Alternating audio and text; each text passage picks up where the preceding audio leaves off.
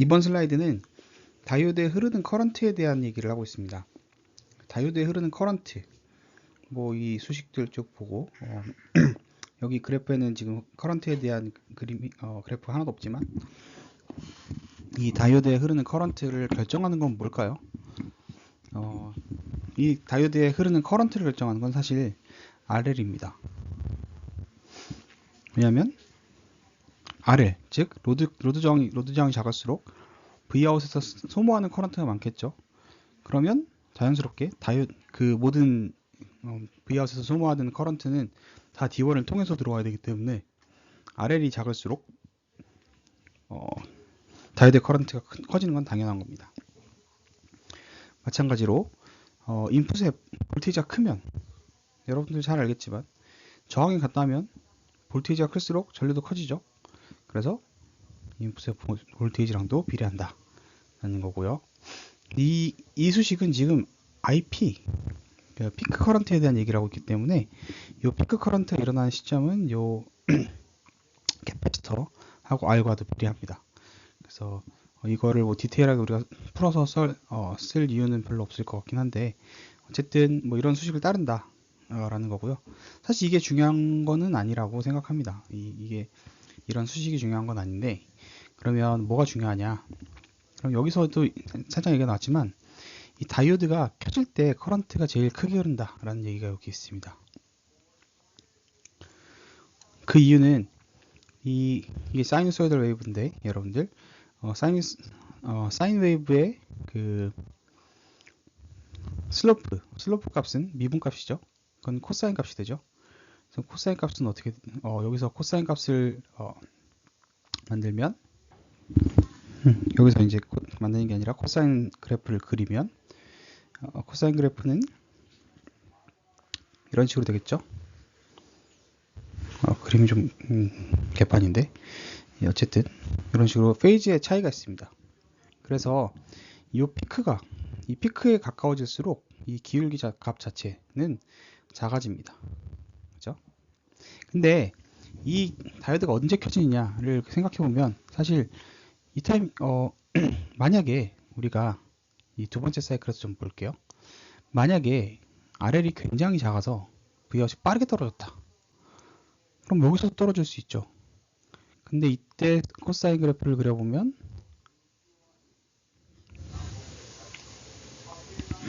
이렇게 될 수 있죠. 네. 그래서 만약에 진짜 사인이 굉장히 RL이 굉장히 작아서 이 Vout이 뚝 떨어졌다라고 하면 어떻게 코사인 그래프를 봤을 때 상승하는 곡선에서 켜질 수도 있습니다. 즉 슬로프가 아직 최대치에 도달하지 않았을 때 켜질 수 있습니다.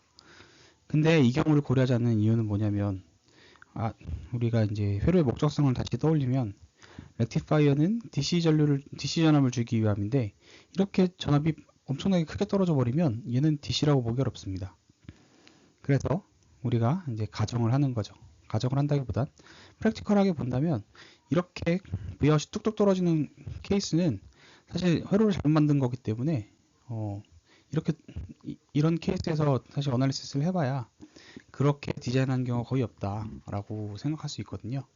그래서 이 경우를 고려하지 않는다면 리플이 굉장히 작다는 가정을 한다면 Vout은 피크 근처에서 다이오드 D1은 V인이 피크 근처가 됐을 때 켜지게 될 거고요. 그러면 피크 근처라는 얘기는 코사인으로 봤을 때 이 값이 하강하는 과정에 있는 값이죠. 그래서 다이오드가 켜졌을 때가 커런트의 기울기 인풋 전압의 기울기가 가장 클 때입니다. 근데 이게 무슨 말을 뜻하냐면 인풋의 기울기가 왜 중요하냐? 여러분들 회로 이론에서 배웠을 겁니다. 예. 캐파시터에 흐르는 전류는 기울기에 비례하죠. 그래서 RL이라는 것 자체는 이 RL은 전류를 항상 일정하게 흘립니다. Vout이 같다는 가정하에서. 하지만 C1은 기울기에 따라 커런트가 변하죠. 그래서 기울기가 가장 클 때 C1으로 흐르는 전류가 가장 클 거기 때문에 그렇기 때문에 D1에 흐르는 피크 커런트는 이 타이밍에 흐르게 된다라는 겁니다. 네, 그렇죠? 그래서 이 피크 커런트가 흐르는 시점은 D1이 켤 때다라는 이런 프랙티컬한 케이스를 얘기할 수 있고요. 이게 왜 중요하냐면 우리가 여기서도 써 있지만 이 커런트를 여러분들이 이건 되게 어드밴스드한 얘기긴 한 것 같은데 우리가 회로를 설계할 때 뭐 동작하는 것도 중요하지만 여러분들이 나중에 하다 보면 릴라이빌리티라는 거, 그러니까 안전성이라는 게 되게 중요합니다. 그래서 릴라이빌리티를 높이기 위해서는 뭐 메탈의 미스도 커런트에 맞게끔 정해야 되고 뭐 이런저런 고려될 것들이 많은데 커런트가 많이 흐르면 회로가 망가질 가능성이 굉장히 높습니다. 그래서 가장 유의해야 되는 시점이고, 그래서 여러분들이 만약에 이런 류의 회로를 만든다면 다이오드가 켜질 때 가장 커런트가 크게 흐른다 라는 가정을 할 수 있다. 그래서 이제 이런 걸 배우는 거고요. 하지만 지금 단계에서는 사실 여러분들이 잘 몰라도 되는데 나 먼 훗날 언젠가 이런 여러분들 진짜 설계할 일이 있어서 이런 얘기를 했었다는 거를 좀 기억만 하고 있어 주면 좋을 것 같습니다. 자, 이번 슬라이드는 풀웨이브 렉티파이어에 대해서 설명할 겁니다. 풀웨이브 렉티파이어는 뭐냐면 앞에서 우리가 하프웨이브 렉티파이어를 배울 때 파지티브 피크에서만 전력을 공급했는데 그러지 말고 버려지는 네거티브 웨이브에서도 네거티브 사이드에서도 전력을 공급하자라는 게 풀웨이브 렉티파이어의 컨셉이다 라고 보시면 되겠습니다. 근데 우리가 다시 한번 얘기하지만 렉티파이어의 존재 의미, 목표는 DC를 만드는 건데요. 만약에 우리가 전력을 이때는 포지티브 전력을 주고 이때는 네거티브 전력을 주고, 색깔 좀 바꿔보죠. 이때는 네거티브 전력을 주고 이때는 포지티브 전력을 주고 이때는 또다시 네거티브 전력을 주고, 이렇게 되면 회로가 포지티브를 받았다 네거티브를 받았다 하면 크게 출렁이지 않겠습니까? 그래서 DC를 준다는 게 대의 명분이란 걸 명심하면 이런 식으로 주면 아무 의미가 없죠. 그래서 풀웨이브 렉티파이어는 포지티브를 줄 때는 그냥 그대로 보내지만 네거티브를 줄 때는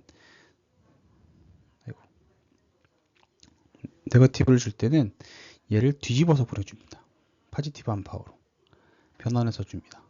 그래서 포지티브건 네거티브건 모두 다 포지티브한 전력을 보낼 수 있게끔 만드는 게 이 풀웨이브 렉티파이어의 동작 원리다, 의미다 라고 보시면 되겠습니다. 그래서 여기서도 뭐 보면 이런 그래프들은 포지티브는 그대로 보내고 네거티브는 거꾸로 뒤집는다 이런 얘기를 하고 있는 거고요. 네, 그렇습니다. 자, 그럼 풀웨이브 렉티파이어를 어떻게 만들 수 있을까? 우리가 단순히 생각해 보면요, 요 A 케이스를 보면 포지티브를 보낼 때 포지티브를 보내는 건 이렇게 보낼 수 있지만 네거티브를 보내는데 어떻게 포지티브를 보내지? 라는 생각을 할 수 있습니다. 네거티브를 보내면 네거티브가 갈 거 아니에요. 그러면 얘를 어떻게 보내야 되냐? 어떻게 하면 얘를 포지티브 변환할 수 있냐? 자, 답은 이 Vout이라는 게 디퍼런셜 시그널이라는 걸 명심하면 됩니다. 즉 Vout이라는 얘기는 뭐냐면 여기하고 여기의 전압 차이가 Vout이죠. 자, 전압 차이가 Vout입니다. 즉 이 전압이 포지티브, 이 전압이 네거티브라는 가정 하에서 이게 포지티브인 건데, 얘네 폴라리티를 뒤집을 수 있으면 Vout의 폴라리티도 바뀔 수 있다 얘기입니다. 그러면 당연히 전력도 포지티브한 전력으로 바뀌겠죠. 그러면 어떻게 하면은 얘를 폴라리티를 뒤집을 수 있을까? 그러면서 또 렉티파이어 역할을 할 수 있을까? 자, 첫 번째, 포지티브한 우리가 지금 이 Vout을 뒤집어야 되기 때문에 하프웨이브 렉티파이어처럼 한쪽을 그라운드로 줄 수는 없습니다. 한쪽을 그라운드로 줘버리면, 얘를 픽스 시켜버리면 우리가 얘를 바꿀 수가 없잖아요. 수합할 수가 없잖아요. 그래서 그렇게는 못합니다. 그래서 우리가 포지티브를 줄 때는 정방향으로 그대로 받고 네거티브를 줄 때는 이 폴라리티를 뒤집을 건데, 여기 슬라이드에서 보는 것처럼 방향을 뒤집는 방법은 간단합니다. 그냥 연결을 크로스오버해서 연결해 주면 되죠. 근데 지금 우리가 디퍼런셜을 써야 되기 때문에 하프 웨이브 렉티파이어처럼 한쪽 노드에만 다이오드를 주는 게 아니라 양쪽 노드 둘 다에 다이오드를 줘야 됩니다. 이 회로 같은 경우 전류의 흐름은 이렇게 흐르게 되겠죠. 즉, 이 다이오드 D1은 왼쪽에서 오른쪽 방향으로 가야지 파지티브한 거고요. 그 다음에 이 밑에 노드에다 다이오드를 달면 반대 방향으로 줘야지 이 커런트 흐름과 똑같아지죠. 그래서 이렇게 달아야 됩니다. 이렇게 달면 V인이 파지티브일 때 Vout을 그대로 쇼트시킬 수 있습니다. V인이 파지티브 전압이면 얘가 제일 높고 얘가 제일 낮죠. 그럼 얘는 그 어디 중간쯤이겠죠. 그럼 얘보다 클 수는 없으니까 D3가 켜질 거고, 얘는 얘보다 작을 수 없으니까 D4가 켜지겠죠. 그래서 얘는 파지티브 할 때 전력을 보내줍니다. 그럼 네거티브 할 때 전력을 어떻게 보내주느냐? 요 위에 슬라이드를 보면 네거티브 할 때 전력을 보내줄 때는 얘를 반대 방향으로 줍니다. V인이 여기 지금 플러스 마이너스인데 D2가 이 방향으로 돼 있잖아요. 즉 V인이 파지티브일 때는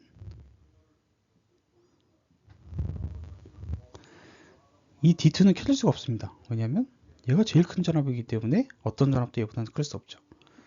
반대로 D1은 얘가 제일 낮은 전압이기 때문에 D1은 켜질 수가 없습니다. 하지만 V인이 네거티브한 전압이라면 얘가 제일 네거티브한 전압일 거고 얘가 제일 포지티브한 전압일 겁니다. 그러면 이 전압과 이 전압은 이 중간 어딘가이기 때문에 D2는 이 네거티브보다 더 큰 전압이 걸릴 수 없기 때문에 D2는 켜지게 될 거고요. 작은 전압이 걸릴 수 없기 때문에 켜질 거고, D1은 이 노드가 이 가장 높은 포텐셜보다 클 수 없기 때문에 D1도 켜질 겁니다. 그래서 여기가 완전 네거티브 여기가 포지티브일 때 얘는 쇼트가 되는 거죠. 그래서 이 네거티브가 네거티브 노드에 연결되고 포지티브가 포지티브 노드에 연결되겠죠. 그래서 지금 V는 지금 네거티브 전압인데 아웃풋은 포지티브한 전압으로 연결되어 버리죠. 그래서 이런 식으로 얘를 교차해서 연결해 주면 얘는 네거티브 전압을 줬을 때 포지티브 전압을 받는 이런 용도로 사용될 수 있습니다. 그래서 우리는 근데 목표가 이 D회로는 네거티브 전압을 줄 때만 동작하고요. F회로는 포지티브한 전압을 줄 때만 동작합니다. 근데 우리는 두 번 다 보내고 싶은 거잖아요. 포지티브일 땐 포지티브하게 보내고 네거티브 할 땐 네거티브 할 때도 보내고. 그래서 우리는 얘네 둘을 합친 게 필요합니다. 그래서 이를 합치고 나면 이런 식의 그림을 그릴 수 있습니다. 그죠? 앞에 이게 F였고요. 이게 D였습니다. 그죠? 얘네 둘을 섞어 놓으면 포지티브한 전압이 걸리면 F에 해당하는 얘네 둘을 따라서 커런트가 움직일 거고, 전류가 움직일 거고요. 그 다음에 네거티브한 전압이 걸리면 요 패스로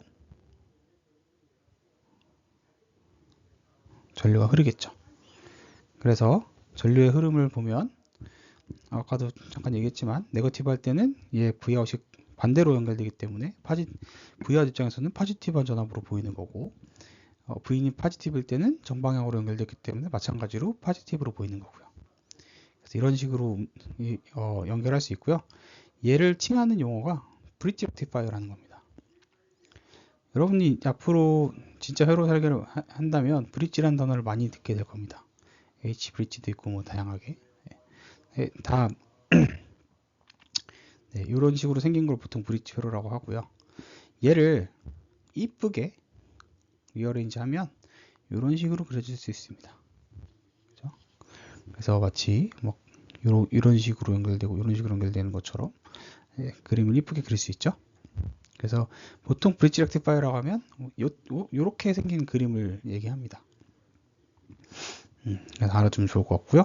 그래서 포지티브한 전압이 걸리면 이 회로에서 포지티브한 전압이 걸리면 이 패스를 통해서 연결되기 때문에 D3와 D4가 켜지고요. 네거티브한 전압이 걸리면 이쪽이 네거티브, 이쪽이 네거티브, 이쪽이 포지티브이기 때문에 D2와 D1으로 흐르는 이 패스로 전류가 전달된다 라는 걸 여러분들이 직접 따라가면서 배워봤으면 좋겠습니다.